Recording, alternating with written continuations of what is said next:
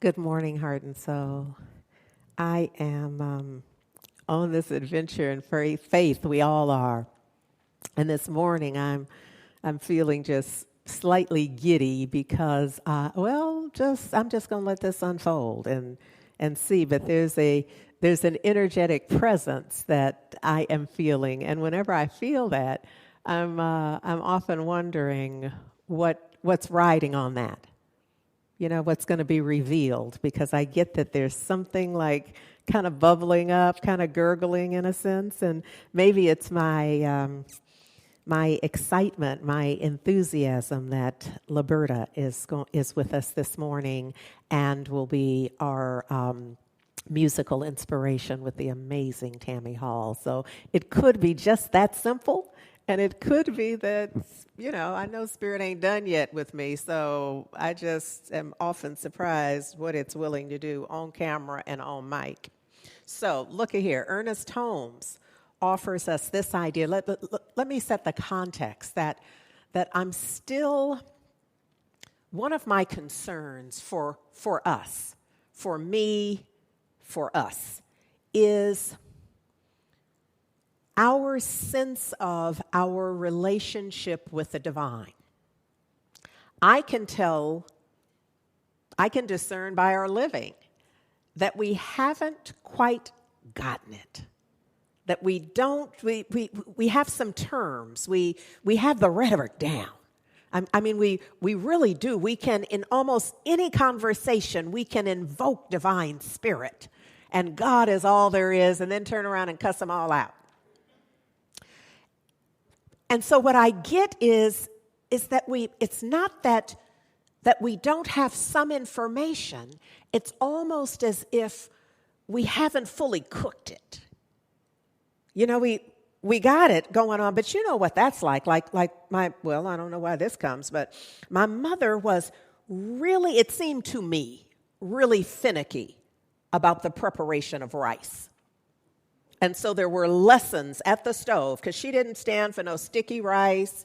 She didn't stand, it couldn't be, it needed to be exactly now, me, I have a broader acceptance of the preparation for rice. Don't play me now with no sticky, wet rice, burned on the, don't bring me that. But my mother's was very specific about every grain, and she knew, so that meant just, you just had to surrender and get that lesson. And I don't mean, it wasn't the kind of learning that you could, get that one time and then kind of roll along. Whenever you prepared it, and trust me, it's going to be your turn to prepare the rice. It needed to be exactly the way it was on a gas stove. Did I say that part?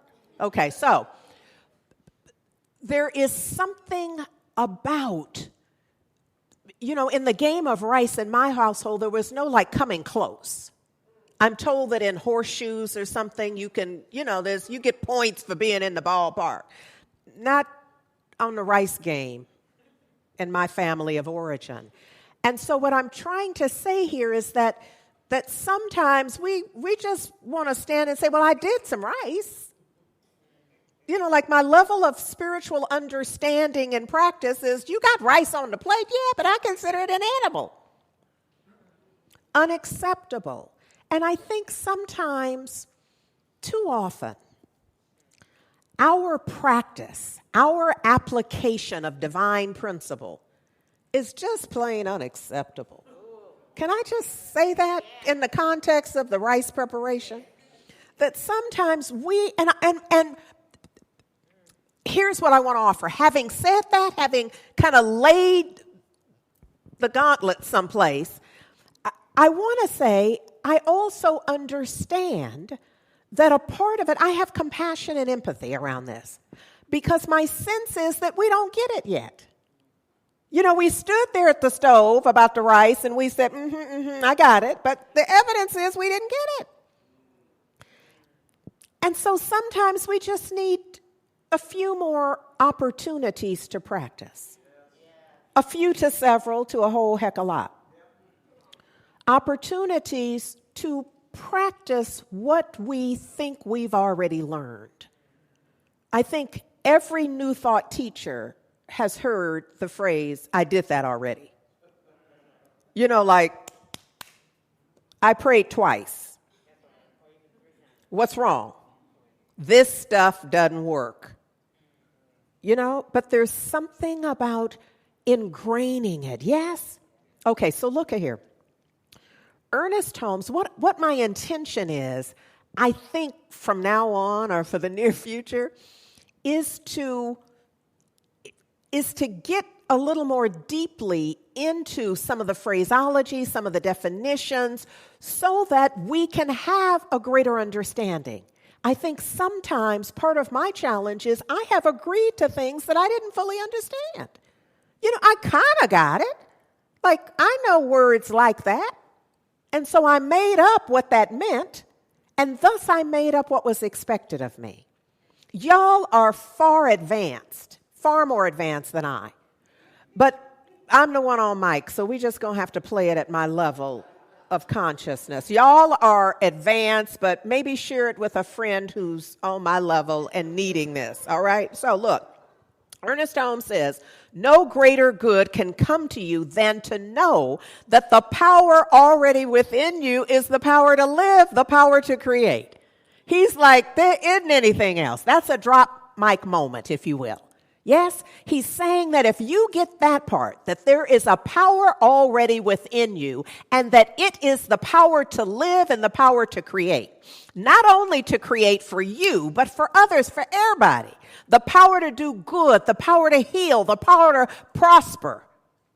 You are to realize that the power within you is a divine authority.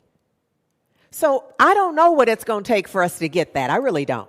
But what I know is that there is an opportunity for us to come into divine awareness, like maybe just repeating that, writing that down. When you get the recap, printing out that, I don't know what you're going to do. Rewatch it and write it down, because some of you are saying, I don't want to do all that. I want you just to, I'm just going to take a photo of it. Well, if the mind worked that way, and it doesn't, the smartphone works that way, so the smartphone has it forever. You, on the other hand, have it hidden in a file you may not ever find again. So do you see the distinction? You take the photo and the smartphone got it. You're going to have to delete it specifically out of the smartphone. But you don't have it. If you were to write it out, I know this is old school. You don't even have a utensil, do you? An instrument for writing. Handy. Get one. Because the practice of writing this down word by word will be like your smartphone taking the picture of it and having it. I hope you get the distinction, because you're not the smartphone. Look, this divine power is a giver of life and of joy. It proclaims the kingdom of heaven, which is at hand, the harmony of the soul and the unity of all being. Ernest Holmes goes on to say this power within you responds definitely to direct conscious thought. So it is forever imagined. This is not what's happening, but for a mind like mine, imagine that it's listening in all the time. What if you knew, like some of our friends in the 60s and 70s, that your phone was tapped? Don't you already know you're going to talk different? If you knew or truly believed your line was tapped. And I'm going to add a little spice to it, like maybe by your mother-in-law. Or by your boss. Somebody dropped something. Or by your boss. I want to really get it in there, because some of you are feeling maybe a little pious, like that wouldn't make a difference. Oh, really? Let's name somebody. Because I'm believing if we get down to that name, you would think twice before you said that. Consider it that way, where you're thinking twice before, because what? It is responding to your direct conscious thought. So imagine that it is tapped in, because it is. But that's not really the way it's happening. It is you. It's not tapping into you. You tapping into it. But I don't have time for all that right now. So we just going to act like it's listening in on you. And you know it. So now you're like, ooh, I'm going to be a little more careful about my conscious thinking. That I'm aware of thinking. Yes? And being and doing. Somebody going to have to help me out here. No one can hinder your use of this power. No one. No one. No one. Your use of this power is for you, and you have carte blanche with it. You can do whatever it is you want with it. But you can't just slip and slide. If you do, you can. Yes, you can. You can slip and slide. You're going to have some slippery, slidey results, outcomes. Life experience, evidence of the power of the divine. Ernest Holmes says you not only have the same power at the center of your being, where there is no contradiction to this divine authority, you have access to all the power there is. To the only God there is. To a person, we have all said God is all there is, and then acted just like that's not true. What I'm working on for me is to straighten that out. And so I'm offering us an opportunity to see all of this different. Because when we do, when we acknowledge that what Ernest Holmes, what I just read and what you read for yourself, when we acknowledge that this is true, we begin to see the divine not through our limited sense, not through our limited sense of our cousin or our uncle or our teacher or our mentor. You understand what I'm saying? We begin to see the divine we begin to anthropomorphize the divine. We're going to make it like daddy, which means that daddy didn't always do everything we wanted. Daddy might not even been there. Or mother still may not have met your needs exactly the way you wanted them to be met. But the divine is beyond that. It has a masculine and a feminine aspect. It has those aspects to it. But it's not replicating that. Our sense of the divine, we cannot yet comprehend. No one can. Our goal is to see it in the broadest terms, to see it in the places we haven't seen it yet, to see it in the places we thought it wasn't, to see it in the places we thought it can't be there. Because if it was there, how could that even be so? Take your time with it, because we probably can't answer the questions, period. But we certainly can answer them in the first sentence. And we're just getting to this. Our goal is to expand our sense of the divine. Ernest Holmes, in the back of the Science of Mind, his seminal work, which we refer to as the Science of Mind textbook, there are meditations. I am more and more going to be drawing from those because I have a sense that a bunch of us don't know they're there, and if we knew, we forgot. And they are very powerful, and we can benefit from using them. And so this is one of them. It's entitled, "His Eye is on the Sparrow, and I Know He Watches Me." Ernest Holmes says, this is a blessed thought, for it means that we cannot wander from his, capital H, meaning the divine, because, first of all, let's just get the gender pronouns out. Let's just handle this. We're not allowing gender profiles to stop our blessing. Pronouns, gender, not what did I say profiles? I meant pronouns. We're not allowing that to stop our blessings. Everything Ernest Holmes said and wrote, or we think he said or wrote, was said in a time where important writings all referred to the masculine pronoun. It just was. And sometimes I often go in and change them, change man to human, etc. Here we go. This notion of his presence really is intended for the divine, but you know it has to be a his, her. Because the divine presence is both masculine and feminine. And given the order of life, it has to be feminine. It has to be, because you can't birth nothing without the feminine. It has to be. You cannot. Nothing comes to being.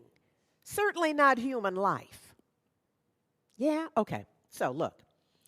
The way he wrote it is that he says, for it means we cannot wander from his presence, nor depart from his care. Always, he, the divine, will watch over us and comfort us.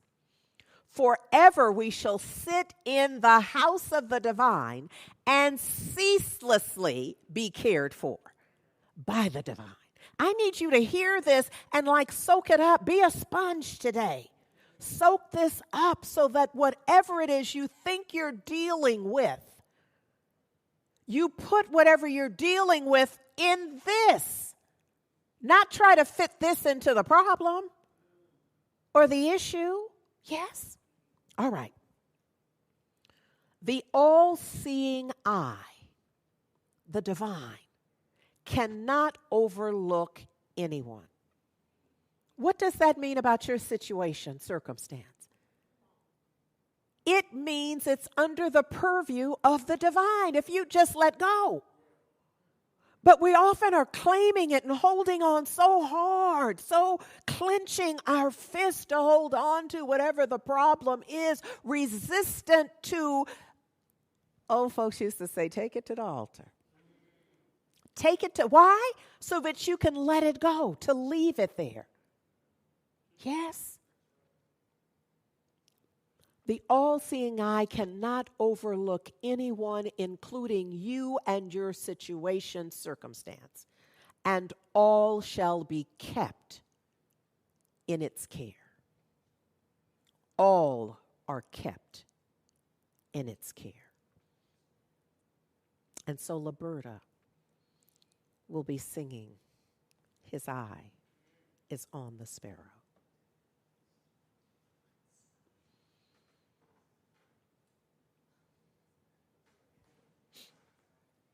You can start coming even earlier.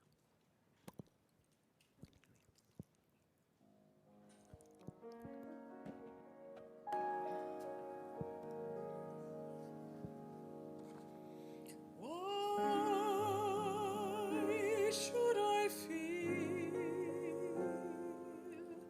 discouraged?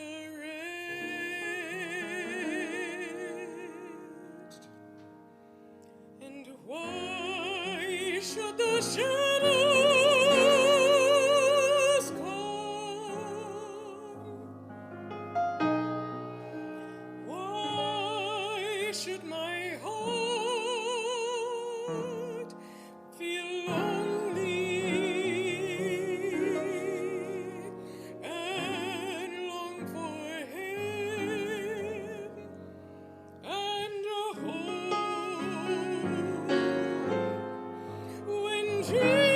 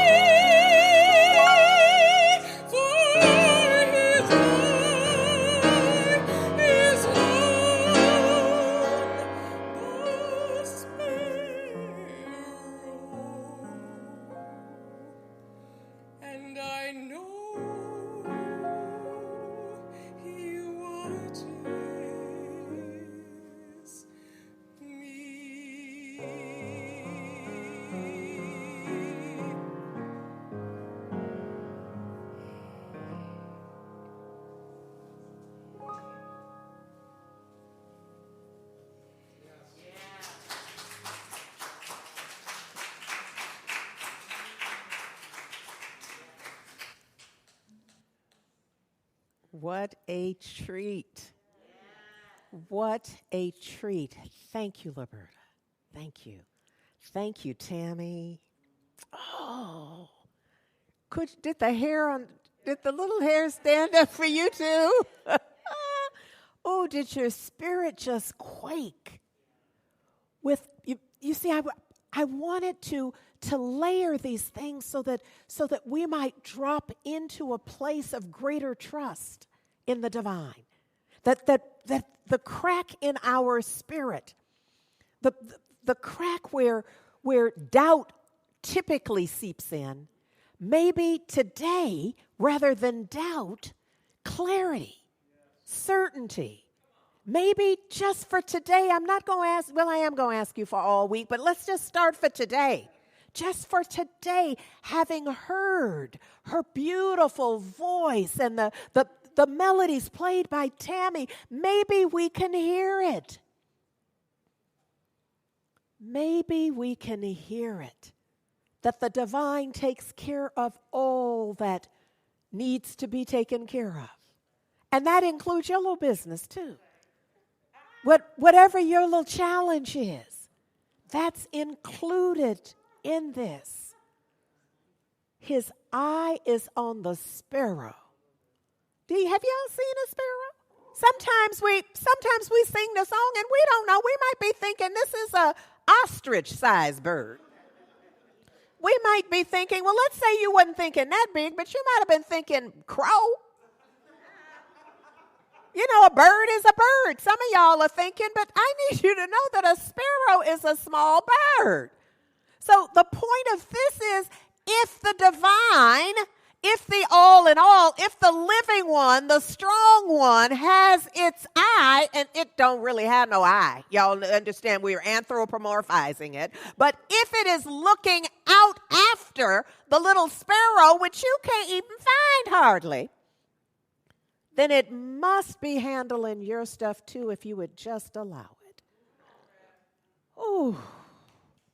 There's a part of me that feels like I'm going to sit down and ask Liberta to sing that again.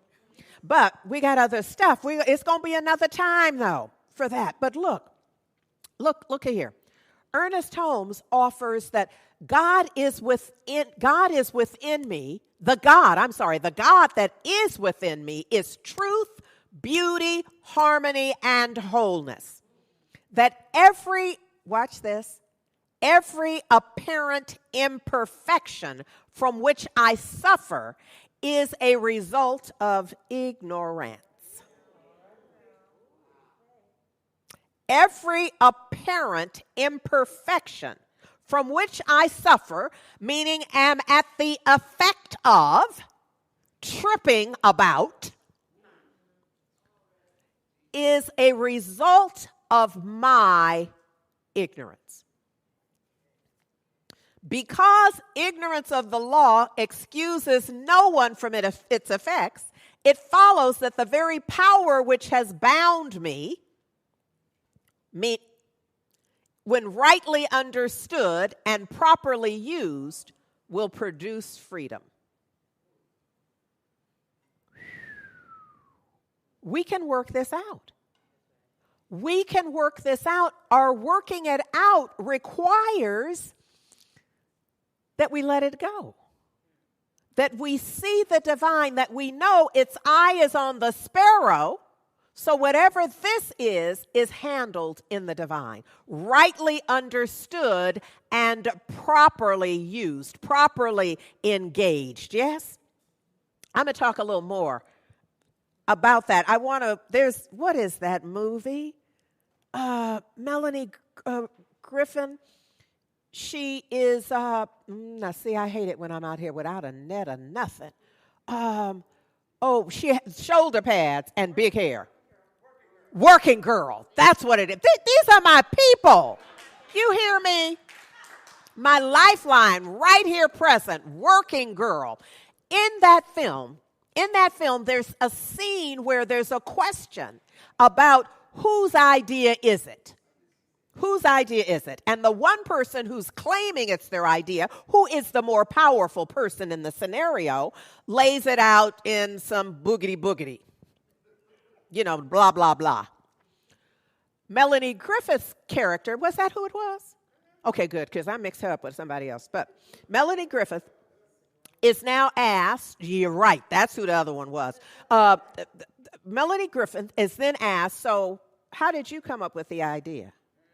Oh, and she starts linking it up because I went there and saw that, and then I figured that, and then I read this, and then over here was this. And when she finished connecting the dots, she had a thing. That's the way my mind works. Y'all pray for me. So look, I say that to say, buckle up. Here we go on how today came together. So look, you know we've been playing with Luke 6.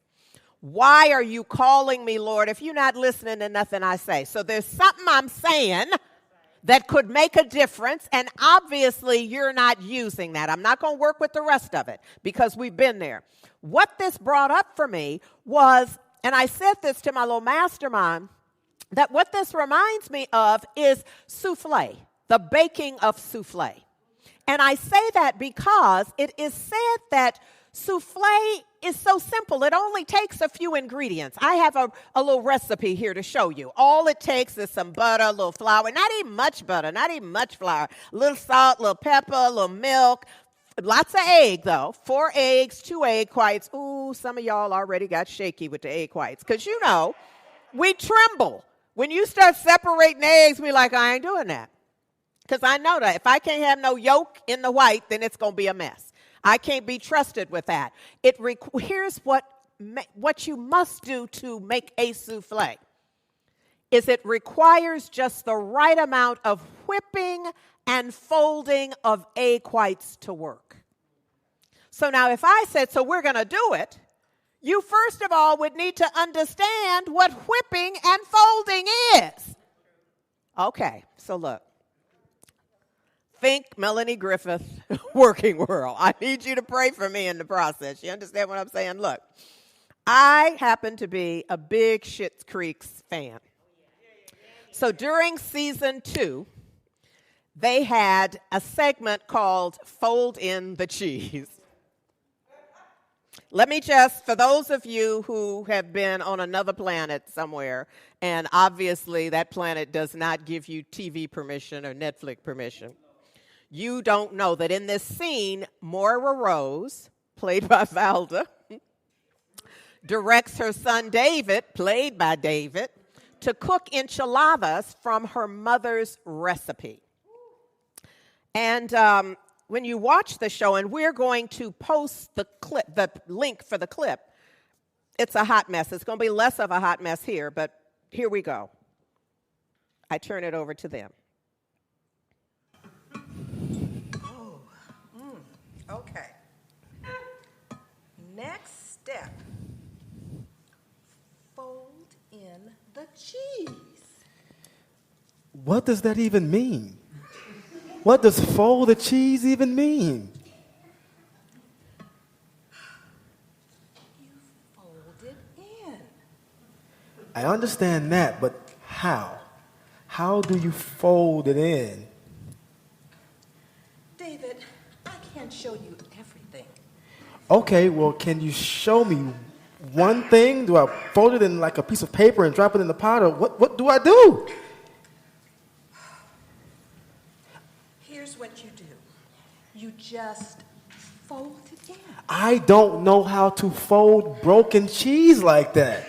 And I can't make it any clearer. You just fold it in.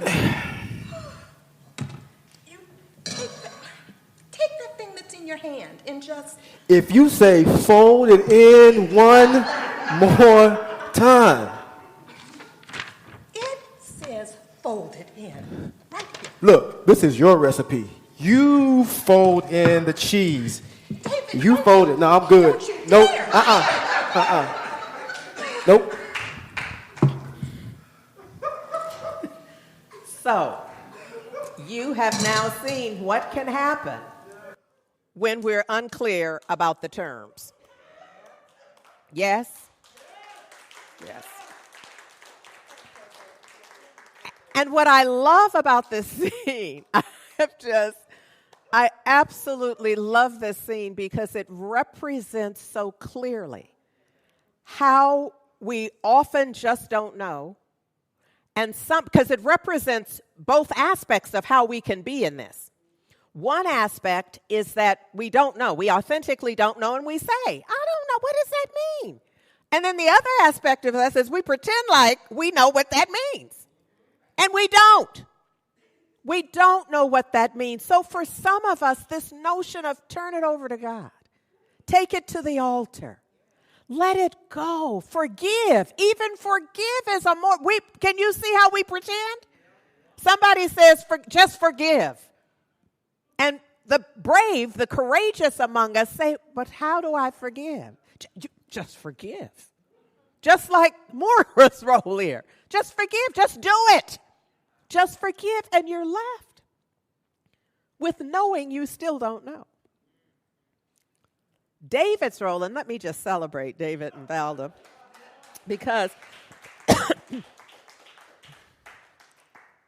I tell you, because one of the things that I used to say about me, and others have said as well, is that I can turn on a dime. But now it turns out I'm turning on Bitcoin as well. Because once this came to me in a Melanie Griffith kind of way, as a working girl, once it came to me, it was like, we got to do this. I got to bring it because it's a way of illustrating how lost we can be. Just how lost we can be and not even have sufficient support. So here's the thing. Because a lot of us still don't know what folding in is. So let me just be clear. Because you know I know. You know I know. Why? Because you know I do the research. That's how I know.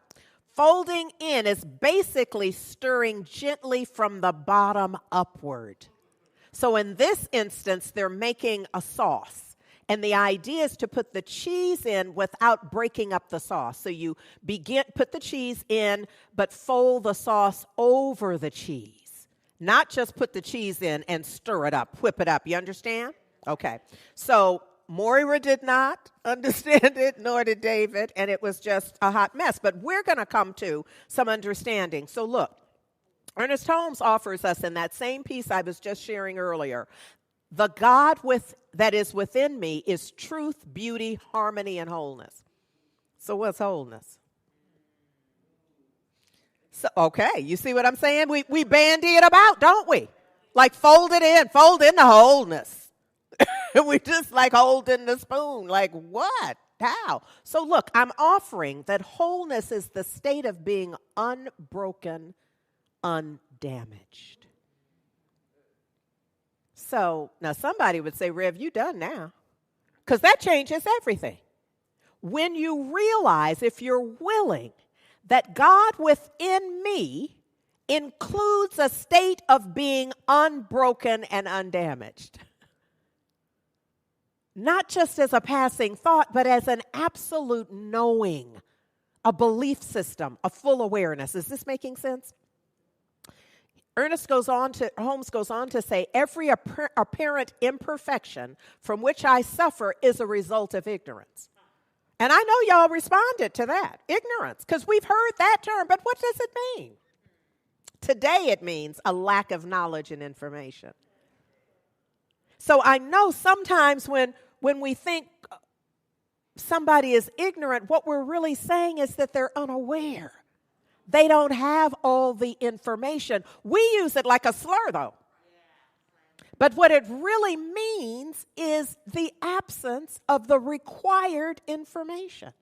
So sure enough, every apparent imperfection from which I suffer is because I did not understand. I didn't know who I was. I didn't know whose I was. I didn't have a full understanding, did not have the data, the information required. Ignorant describes the person in a state of unawareness. Could include cognitive dissonance. It's just a state of unawareness. And we come in and out of it. There could be some part of that scene where David or whoever is cooking could know some part of it, but they don't know the full part. So the outcome cannot be the full intended outcome. Why? Because you don't know how to do part of it. Is this helping? Are you okay? Because it's just like, okay, look. Ernest Holmes says, because ignorance of the law excuses no one from its effects, it follows that the very power which has bound me, what's bound? Okay, the very power which has bound me, as if fastened by a band, confined. The very power which has confined me. Why? Because I'm using it to reinforce lack and limitation. I'm using the power to reinforce poor health. Why? Because when I'm given a diagnosis and or prognosis, I start claiming it as mine. I'm not even going to say to what, because just no. Y'all know what you do. It's my whatever. And folks back in the day, my arthritis would be, I don't have none, so I'm like, okay. Yeah, but you understand what I'm saying? It's we're confining ourselves. We're using the power, and then we're using the power, and then we're accessing the divine power with the power of our word as an affirmation and a declaration. And so we are confining the breadth and scope of our life experience to the misapplication of the power. Clearly an example of ignorance. Father, forgive them, for they know not what they do. They don't know that they're reinforcing the very thing they do not want. It follows that the very power which has confined me, when rightly understood, okay, what's understood? It's to perceive the meaning. You see, it's what removes the ignorance, if you will. It's what ameliorates the ignorance, is an understanding, because now you can get to it. So the idea is it's the grasp of an idea. It's comprehension. To be thoroughly familiar with. See, if we were thoroughly familiar with folding, we'd have had some enchiladas. But they didn't have a prayer of coming up with no enchiladas.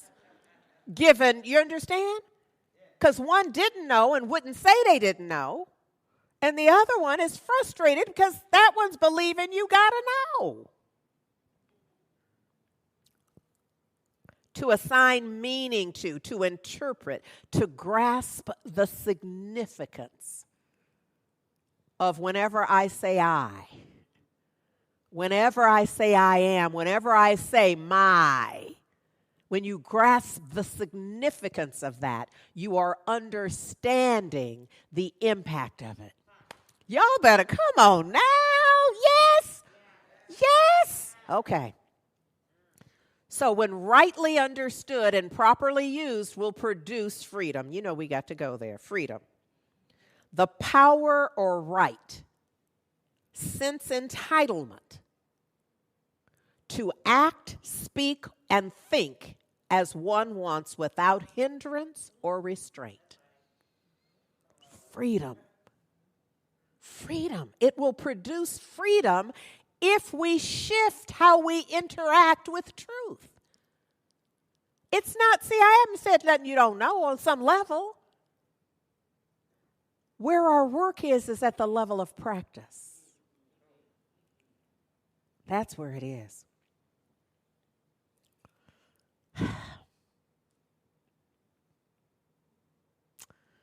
Look here. Ernest Holmes reminds us that the principle is infallible and the practice, the practice is what we make of it. That the principle is infallible and the practice is what we make of it. Unsplit the screen for me, please.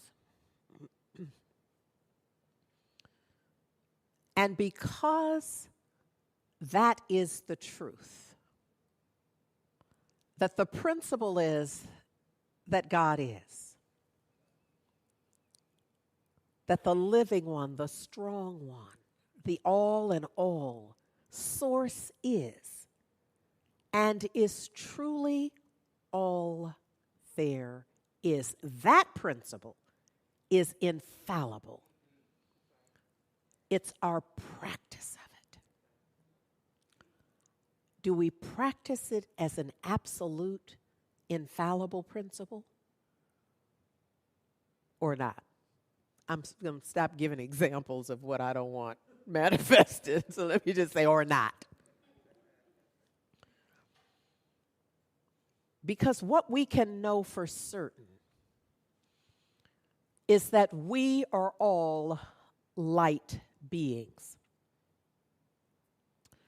And that the light beings we are, we can choose to be that in the world. Everywhere we go. See, I know when you come to Heart and Soul, you're loving all the people, but you're not necessarily like that at BART. You at the Safeway, at the Berkeley Bowl, you're not necessarily just greeting all the people with the same love you greeting the people you have never met at Heart and Soul.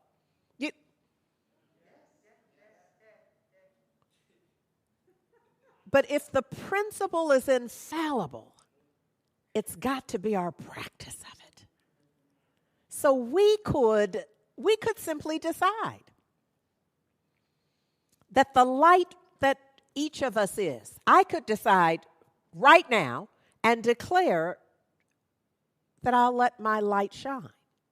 Now that flies in the face of what I learned, discerned, concluded from my growing up. See, somewhere in there, I concluded that it was not safe for a girl child, specifically this one, to let her light shine. And so I became a master of cloaking the light. But I knew where to throw off the cloak and just be all the light. You see, the principle is infallible. The practice is what we make of it. Today, I just ask you to join me in expanding my capacity.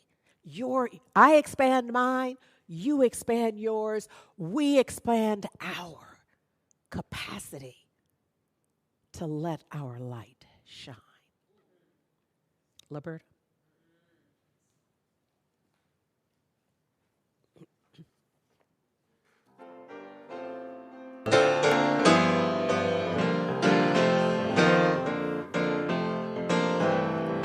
This little light of mine, I'm gonna let it shine. Oh, this little light of mine, I'm gonna let it shine.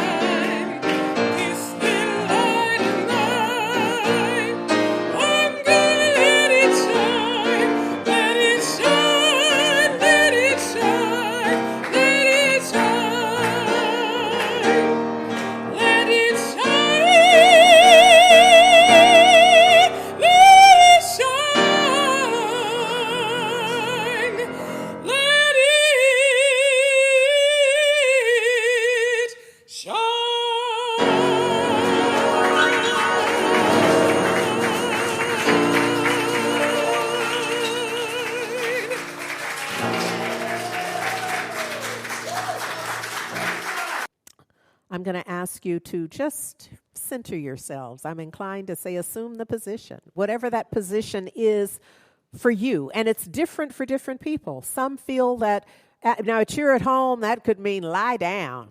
Lie down and just, like dead man's pose. Just to be still and available. Nothing withheld. For others, it's sit straight up so that the crown chakra, if there was a golden cord that would go through the crown chakra to the floor, that cord would be straight in every way. For someone else, it's in an open hand posture. I don't know what the position is for anyone other than myself. I just ask that you join me in an attitude of gratitude and divine availability to Spirit as we fold in a practice of stillness and knowing. And I, as I promised, am drawing from the Science of Mind textbook from page 549 and 550. It's entitled, I Am Complete in Thee. And so it is in divine recognition that there is one life, and that life is whole, it's perfect, it's complete. It's the life of the living one, the strong one. I am living this life, even as this life is living me. We are all living this life, the life of the living one, the strong one, even as the living one, the strong one, is living each and every one of us. We are breathing the breath of the divine, of Source. And the breath of Source is breathing each and every one of us. And I declare in the words that Ernest Holmes wrote, Almighty God, everlasting good, eternal Spirit, maker of all things and keeper of my life, thou art all. Infinite presence within, in whom I all live, joy supreme, flooding all with gladness. I adore thee. Eternal peace, undisturbed and quiet, I feel thy calm. O thou who dost inhabit eternity and dost dwell within all creation, who dost live through all things and in all people, hear thou my prayer. I would enter thy gates with joy and live at peace in thy house. I would find a resting place in thee, and in thy presence live. Make me do thy will, and from thy wisdom teach me the ways of truth. Compel me to follow thee, and let me not pursue the path of my own counsel. O eternal and blessed presence, illumine my mind and command my will, that my soul may be refreshed and that my life may be renewed. As deep cries unto deep, so my thought cries unto thee, and thou dost answer. I am renewed and refreshed. My whole being responds to thy love, and I am complete in thee. All of my ways are guarded and guided, and I live with thee eternally, O lover of my soul and keeper of my spirit. None can separate us, for we are one. So shall thy wisdom guide me, thy presence dwell within me, thy love keep me, and thy life envelop me now and for forevermore. It is an absolute perfect gratitude that I accept these words that quake my spirit to awaken it to the truth that principle is infallible. And this uplevels my practice. And for this I am grateful. Grateful for these words that resonate in my spirit. Grateful for this truth that illumines my living. Grateful for this opportunity for us to be together virtually.